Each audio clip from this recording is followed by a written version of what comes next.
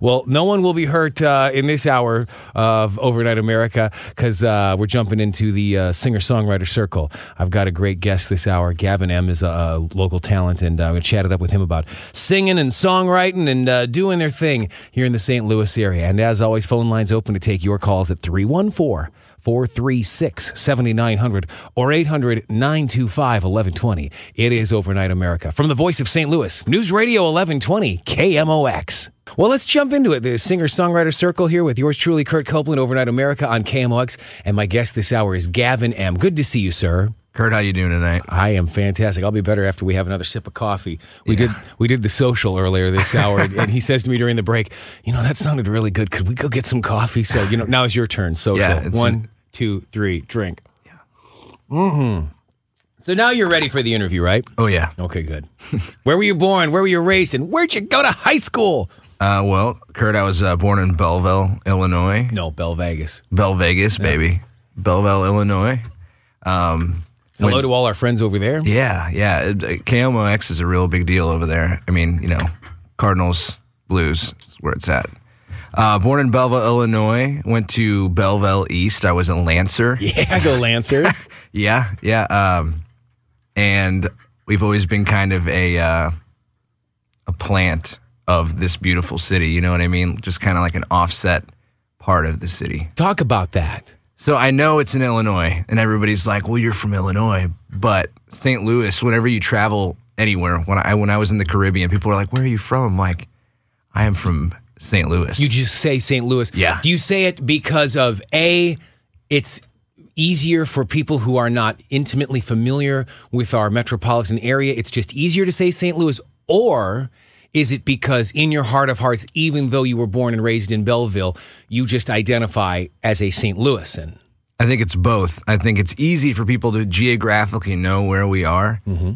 At the same time, though, the culture that I grew up with, my dad being a very, very large St. Louis sports fan, and me relating as a musician to this is the real birthplace of blues music, and people really don't know that. They don't digest it. It's always New Orleans or Chicago, but St. Louis historically is where the blues was born. And it's funny because I know we could talk about that all, because if you had asked me, I'd say, well, it's at the crossroads, in Mississippi where Robert Johnson sold his soul to the devil. But here in St. Louis with like guys, some of the early songwriters, guys like that. Yeah. It's there's a gentleman that plays with a local St. Louis personality, Pokey Lafarge. Oh yeah, one of his musicians in his band could go on and on about that. My friend Drew, who was on the show last night, told me about that. How he could go on. This guy that's in his band can go on and on about why this is where that happened. You know what I mean? So you're growing up in Belleville, and then how is it that you eventually got to St. Louis? So I did a lot of singer-songwriter stuff in Belleville, and I did a lot, like, obviously Jeff Tweedy is from Belleville, Wilco frontman. I know he's a Chicago guy. However, Wilco, essentially, as well as Sunvolt and Uncle Tupelo are from Belleville. That inspired me, and then over time, being a songwriter in Belleville, I realized that this big muddy river that runs outside of this studio has a deep sense of character, has a deep sense of history, and there is much more than meets the eye. Yeah. This town is special for music, and people don't give it the credit it deserves. It's always like we get skipped over for tour dates. It's like we get skipped over. It's like everybody's talking about Seattle and LA and New York and Chicago and New Orleans and Austin, but St. Louis, I mean, you know this. You're around all the people that I'm around all the time. I see you out. We talk about this. This place is special. So what got me from Belleville to here was, I think, some kind of metaphysical pull from the river that just kept pulling me and pulling me and pulling me. We were talking about that first question about, do you say St. Louis simply because it's easy, or do you say St. Louis because that's what's in your heart? It's both. And it is both. And I feel that, the way I look at it, being somebody that moved to this area, I just look at it as, and I hope the folks in Bell Vegas don't mind me saying so, because yes, it is its own has its own individual identity, as, say Belleville or a St. Charles or any other town in the metropolitan area of St. Louis. But to me, it really is. It's one St. Louis under God, with Yeah, toasted raviolis for all. So an Emo's Pizza. I feel like, you may not actually live in the city of St. Louis, like you may live in Belleville, but to me, you're basically just as much a part of the St. Louis music scene, because it's like, if you can get in the car and drive to St. Louis and play a gig, you're a part of the scene. Of course. Yeah. Or vice versa. Like, I went and played a gig in Belleville, a couple weeks ago, and thanks for hooking that up. No problem, man. It. So talk about your introduction to music, the seeds that were planted that have come to fruition now. Well, as far as when I started really, really playing guitar, my idols, I guess, I started out as a guitar player, moved into songwriting, but I started out as a guitar player. This is really a strange dichotomy of influences, but good. Stevie Ray Vaughan, Eddie Van Halen, and then this is a really weird one, Dave Mustaine from Megadeth. So that's what planted the seed for me to play the guitar, right? And then that was when I was like 12, 13, 14. On the other side of that, I became a very massive Beatles fan and a very large Bob Dylan fan, which we've had many conversations about. So there was like the initial, like, I want to play music, and then there was the, I want to be those types of writers. So as well as Wilco, Jeff Tweedy, Jay Farrar, Sunvolt. As time went on, I realized my strength, while I think I'm a fair guitar player, I think my strength was in writing songs. And I'm 30 now, so when I was 17 is when I really took a hold of that. And I've been in many bands since then, over in Belleville and then in St. Louis. I've had the distinct pleasure of playing the beautiful pageant a couple times. I've had the distinct pleasure of playing underneath this beautiful Soldiers Memorial downtown. Yeah, right out our window here. Yeah, that was one of the 5,000 people for the VP fair. Yeah. And it's like that kind of stuff. Like, those are the times you feel alive. So, not to get off track. Not at all. Not at all. We talk about, the connection that music makes with people, the shared emotional, the shared feelings. Talk a little bit about that, because I know at times that can be, kind of a part of your songwriting style. Yeah. I think that it is the great communicator. I think that there's a lot of, and you know what? It's almost kind of foolish for us to say that now in our lives, in this time of day and age, there's so much social distortion, because it's always been happening if you look at any part of the history of the world, it's always been happening. But if you look at constants throughout that, struggle creates great art, especially music. If you look at essentially the best thing about, I think, culture comes from art, specifically through music. I think when somebody says folk music, what that really means is a way for the people to express themselves. You know what I mean? And I think St. Louis specifically knows what that means. I mean, Soulard, what do you take on it? Like, what's your take? You said from Minnesota, right? Well, yeah, I came here in 2005, and, I had started to play music. I had a guitar, and I'd messed around with some different instruments, but I just hadn't really crossed that line. For me, it was, moving to St. Louis was a huge catalyst when I got here, and I became aware of there's this whole cross-section, there's this whole chunk of people in this town who really love music for what it is, and not necessarily everything that it can be, or they love it for some of the best reasons that you love music.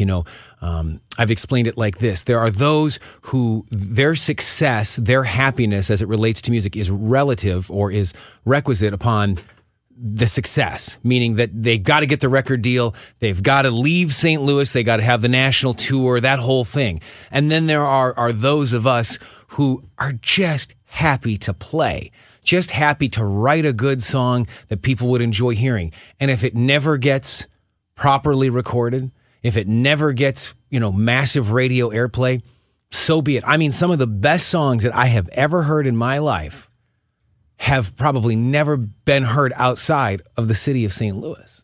And that blows my mind. And so this rich, I show up and I become aware of this rich music We have scene. an opportunity. Yeah, and I thought to myself, well, I'm going to do it. I'm going to stop sitting at home and playing my guitar, bass, or mandolin, or whatever it is, and I'm going to get out there and I'm going to meet people and I'm going to start networking and things are going to happen. And that's exactly what happened. I started doing the open mics and I started introducing myself to the scene, and the next thing you know, I'm playing with people and I'm playing better and I'm being inspired. And you're humbled. I love that influence. You know what I mean? Like the people that can do that to you. Mm-hmm. And that's the thing, is that there's such a wonderful sense of community and support. There's a nurturing factor to the whole thing. We talk about a guy like Fred Friction, whose name comes up, time and time again. I've had a lot of guests who owe him so much, and he's such an integral part of the St. Louis music scene. Let's take a break. We'll be back with more. We're just getting warmed up. Gavin M is my guest, and your phone calls are welcome. You want to talk about music? You want to ask a question? You want to tell us a great story? We'd love to hear it. 314-436-7900 or 800-925-1120. This is Overnight America on the Voice of St. Louis, News Radio 1120, KMOX.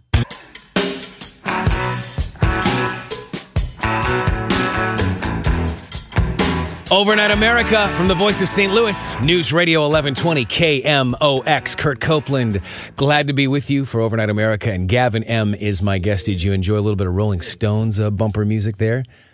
Go ahead and kick your microphone on there. Yeah, I definitely enjoyed the Rolling Stones. Gotta love it.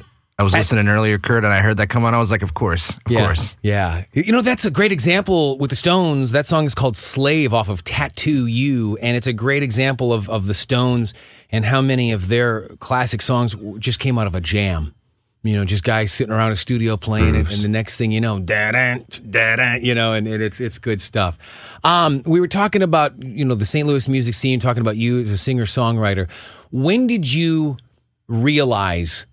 I know you'd mentioned the Beatles, but was there a moment, was there a song, was there something where you said, that's it, I'm gonna do this. I don't know how long it's gonna take to get good at it or whatever, but I have to do this. I think when you are able to communicate something complicated, like a simple emotion that you can't really say with words, that's when it happens. Now, I can't remember the moment that there was an inception. But I can tell you right now, today I had a moment where I listened to a song and I knew that it had been explaining something that I had gone through recently. And when I have those moments, I look back and I go, that's why I do what I do. Do you know what song that was? It's a Bob Dylan song, and it's on the album Blood on the Tracks. Yes. Tangled Up in Blue? No. Okay. But I'll just tell you. Yeah. Shelter from the Storm. Of course, yeah. So think about what he's saying, like the first few verses, and think about what that's actually saying out loud. For those who don't know, give them a little taste. What are we talking about? I think I would have to really kind of source the information to get it just right. But the feeling is saying something that's generally complicated, but also very simple. Would you say it's a therapeutic thing in a manner of song? Why not? Go for it. I would say it was therapeutic. I would say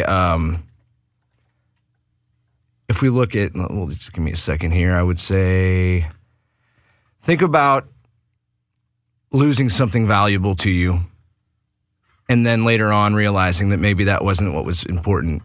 Oh yeah, tell me about it. Yeah. And then gaining it again. So I can kind of tell you a few of the lyrics that kind of hit home to me. And it was like that inception moment. 'Twasn't another lifetime, one of toil and blood, when blackness was a virtue and the road was full of mud. I came in from the wilderness, a creature void of form. That's powerful. Yeah. Come in, she said, I'll give you shelter from the storm. That can be applied to so many things in your life. And it can be taken literally, which is what I think that can be powerful. But when you hear things like that, though it may be in the moment hard to kind of roll out of your mouth, you just connect. We'll never probably meet Bob, and he's a very strange person. But speak for yourself. I was on the phone with him right before I got here. I'm just kidding. But to know that somebody else has that feeling is a constant reminder that the world's not that lonely. Yes, that shared thing. It's like there are others experiencing and feeling the same thing, and if Bob Dylan can get through it, if so-and-so can get through it, then I can get through it. Very true. What has your own songwriting done for you personally? I mean, do you use it as a personal form of therapy? I do. I always wish that I was writing about characters. I always wish that was the case. I always wish that it was like, you're writing about other things. And I've done that a few times, but most of the time I'm writing about myself personally. Most importantly, I find it a way to express how I feel about love or how I feel about the world around me. It's a way. It's the great communicator. It's when you're in a songwriting.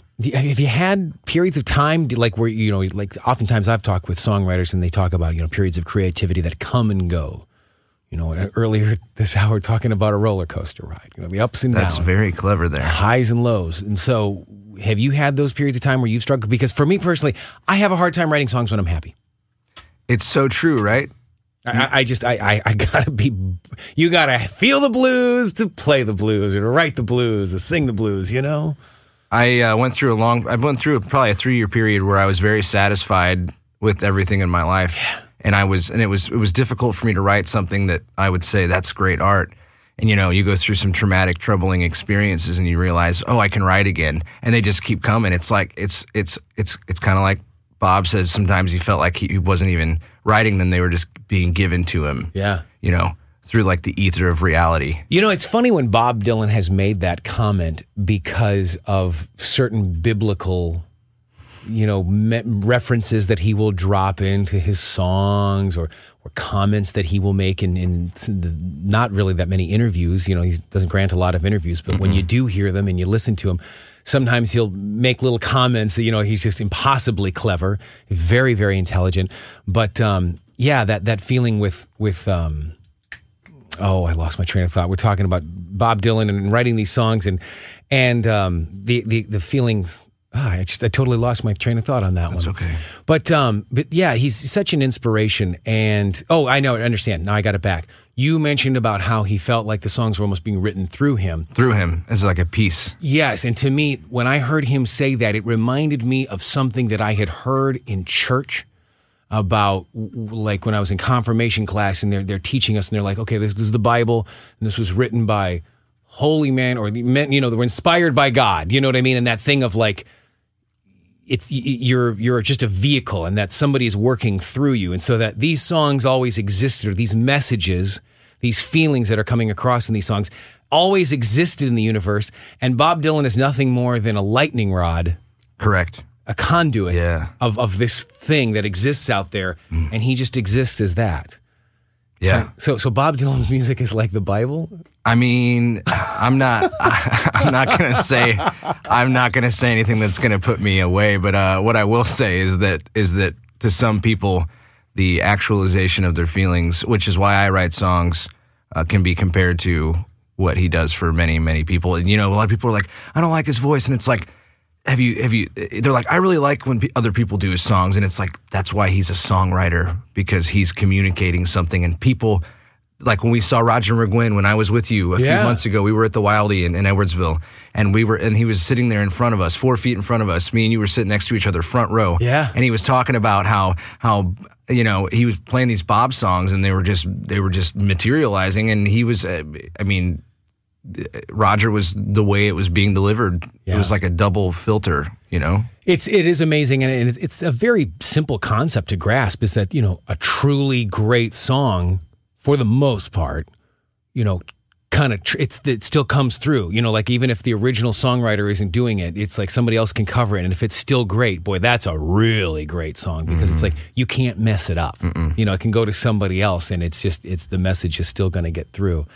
My goodness gracious. I feel like we just got warmed up if we've already done 2 segments. Gavin M is my guest. We'll be back. In fact, grab that guitar. When we come back from break, I'm going to have you do a song about St. Louis, okay? Yeah. We'll have that for you next. Overnight America on the voice of St. Louis. News Radio 1120 KMOX.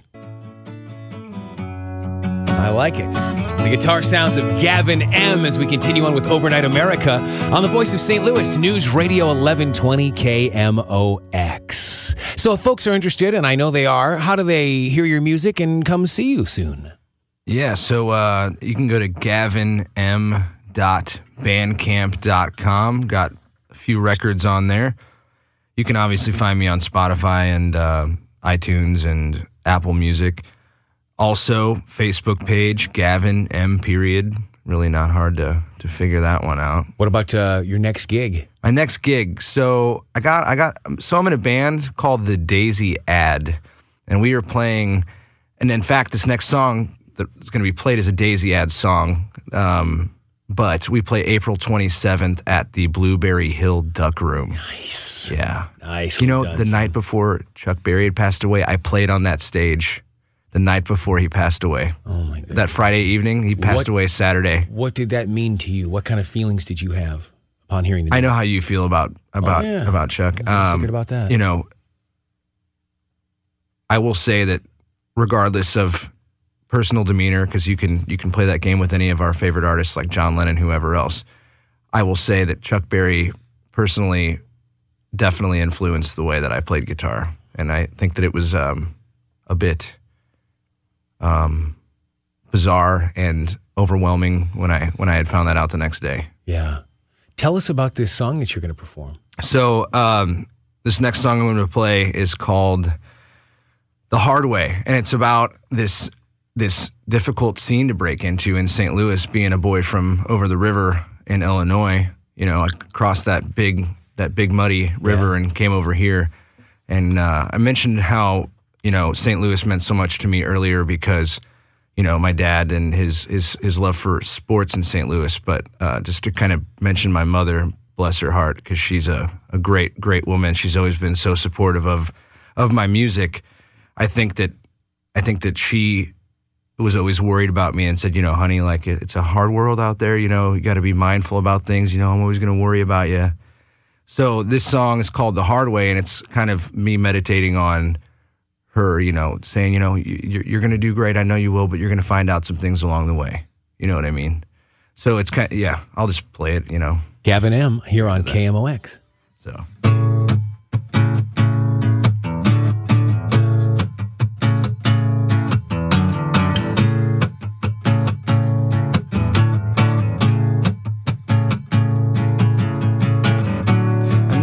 Streets of this town like the back of my hand.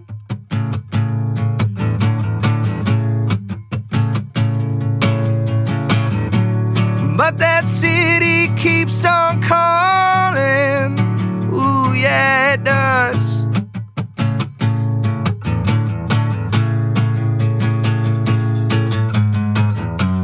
Finding it out the hard way. Revolutions, well, they happen every day.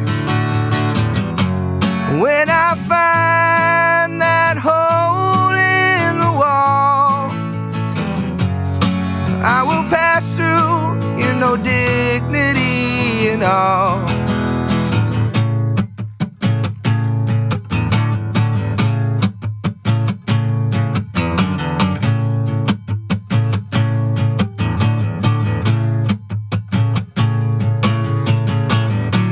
Keep on traveling down that river, Mississippi.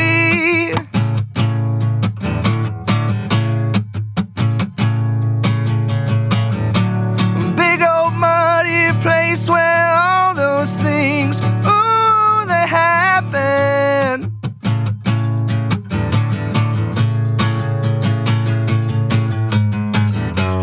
Finding it out the hard way.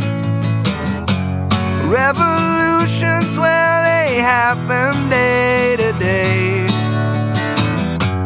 When I find that hole in the wall, I will pass through, you know, dignity and all.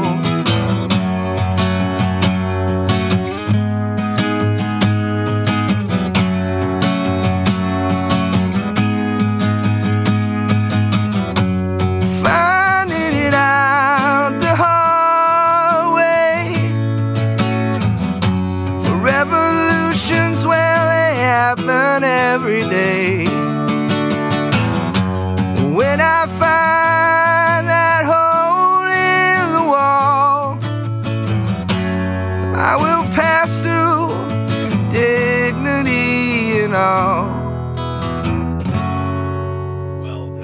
Well done, son. Thanks, that is man. Gavin M here on KMOX. That was fun. So I was always curious to know about the name of your band, the Daisy Ad, and how you came up with that and what it means. So the daisyad.bandcamp.com for all you folks that want to hear that, because there's some songs on there. Yeah. However, I did not come up with that name. One of our former guitar players, Danny Nugent, he's also a Belleville boy. Related to Ted Nugent? Different spelling. Okay. You know. I had to. Yeah. I actually went to high school with like Eddie Vedder's second Really? cousin. Yeah. That's pretty wild. What up, Tim Vedder? But the Daisy Ad is actually the ad that was launched during the Vietnam War that Nixon launched. Oh, no, wait. LBJ. I'm sorry. And it only aired once. And it was a picture of the young girl plucking the petals off of the daisy. And at the end, she's counting down and she's plucking them off. And at the end of the video, the atomic bomb goes off. So that is the Daisy advertisement. It's one of the first wartime advertisements that when television came. One of the questions I like to ask of my musical guests here in the St. Louis area is, for those who are listening who, they've had the thought of like, gosh, I want to really get out and see some live music. And sometimes it just takes that right moment, for the right night to come along. And then they do it and they realize how much fun it is to go out and hear some great live music.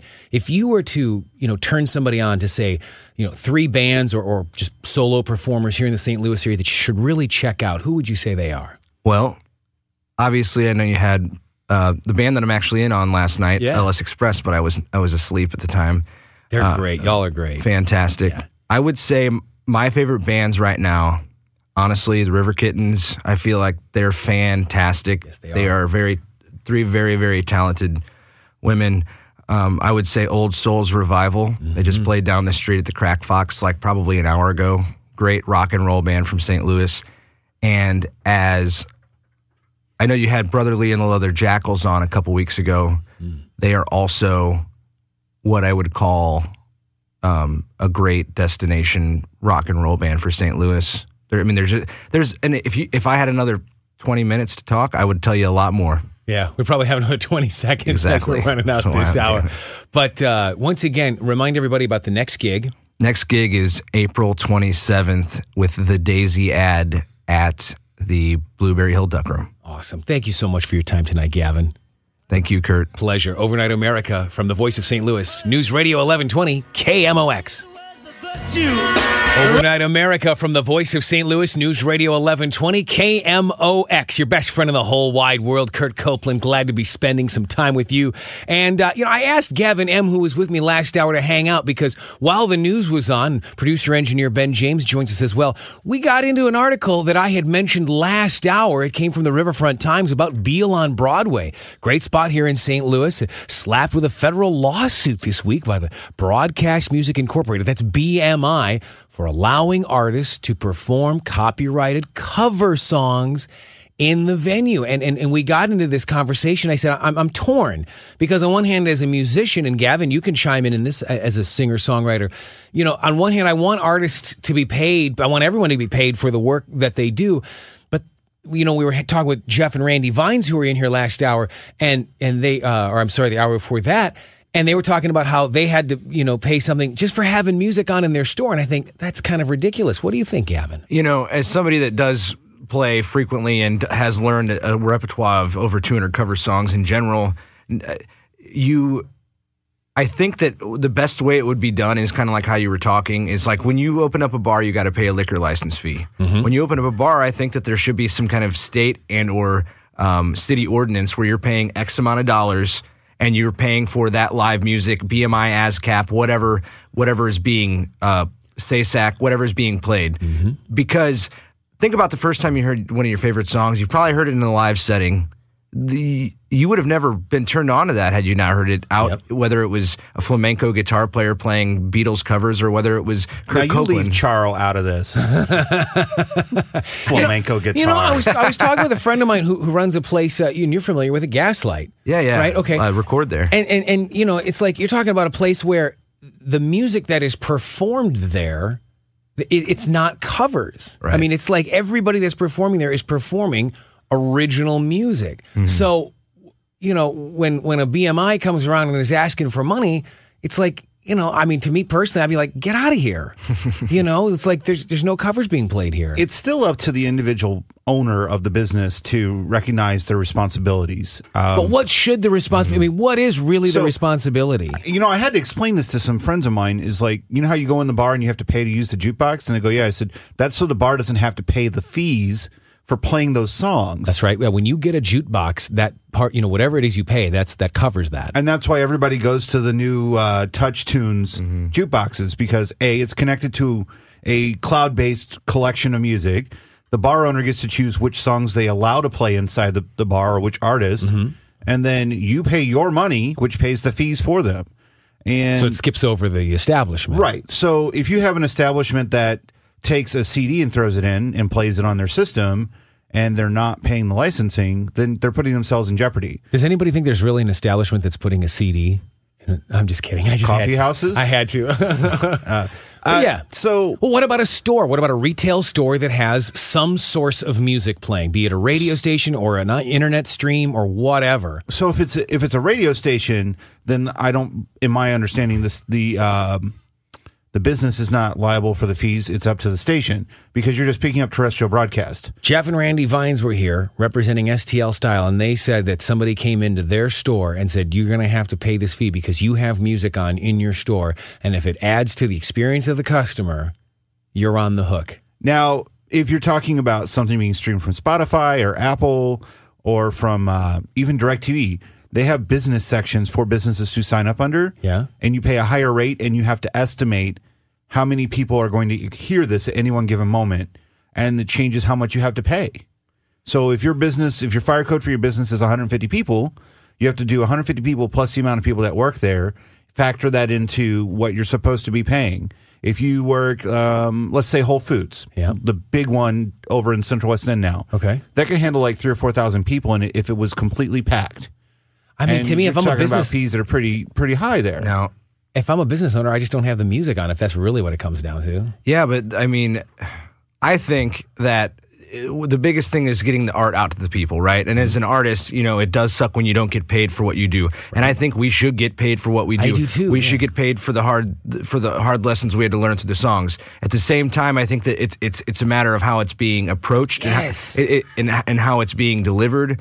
I obviously play my songs for whoever, and I'd love to get paid if they're played on YouTube, but I think that it should be filtered through more finely, just like the liquor license, like what you said. And you really opened me up to some ideas here. I didn't know all that stuff you just said, man. Which is why there's a lot of companies now that have their own internal radio. Like if you ever go to a Sonic, when you're sitting there, if you actually listen, they have DJs at a building. A channel they created. It's called Sonic Radio. And they're paying the licensure to BMI for the music they play, so the individual franchisee of each location doesn't have to pay for it. But they have DJs sitting in a DJ booth at Sonic headquarters in Oklahoma, just creating these streams. Just creating the stream of music, and it doesn't stop. It's 24 hours a day. Goodness. Because, Sonics are open at all kinds of different hours depending on where you are. Hey, let's jump into our Meet Me in St. Louis segment next on Overnight America, the voice of St. Louis's News Radio 1120 KMOX. Thanks, guys. Thank you.